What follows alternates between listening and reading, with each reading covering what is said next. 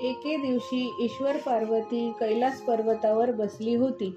पार्वतीनं शंकराला विचारलं, महाराज, सर्व व्रतात चांगलं व्रत कोणतं? श्रम थोडे आणि फळ पुष्कळ असं एखादं व्रत असलं तर मला सांगा, आणि मी कोणत्या पुण्याईनं तुमच्या आपल्या पदरी पडले हेही मला सांगा.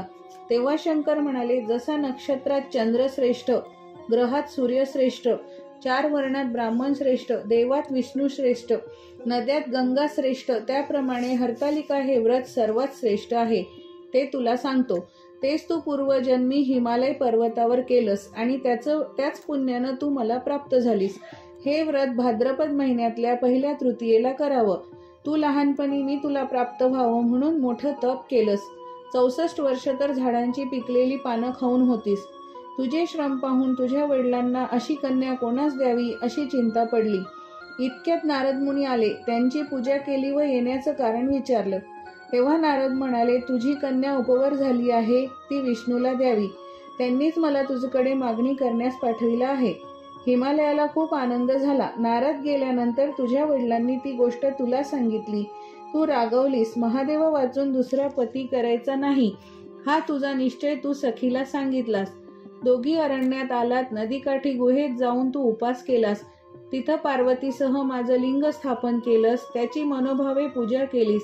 भाद्रपद शुद्ध तृतीयेचा तो दिवस होता. रात्री जागरण केलंस.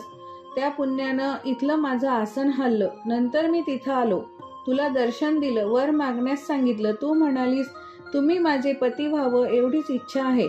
नंतर ती गोष्ट मी मान्य केली. दुसऱ्या दिवशी ती व्रतपूजा तू विसर्जन केलीस. वडिलांना तू सर्व हकीकत सांगितलीस. तेव्हा काही दिवसांनी चांगला मुहूर्त पाहून मला अर्पण केलं. अशी या व्रतानं तुझी इच्छा पूर्ण झाली. या हरतालिका व्रताचा विधी असा आहे, ज्या ठिकाणी हे व्रत करायचं असेल त्या ठिकाणी तोरण बांधावं, केळीचे खांब, फुले, माळा वगैरे लावून ते स्थळ सुशोभित करावं. रांगोळी घालून पार्वतीसह महादेवाचं लिंग स्थापन करावं. षोडशोपचारे त्याची पूजा करून मनोभावे प्रार्थना करावी. नंतर ही कहाणी करावी व रात्री जागरण करावं. या व्रतानं प्राणी पापांपासून मुक्त होतो. 7 जन्माचं पातक नाहीसं होतं. राज्य मिळतं. स्त्रियांचं वैभव वाढतं. ह्या दिवशी स्त्रिया काही खात नाहीत. कहाणी केल्यावर सुवासिनींना यथाशक्ती वाण द्यावं. दुसऱ्या दिवशी उत्तर पूजा करून व्रताचं विसर्जन करावं.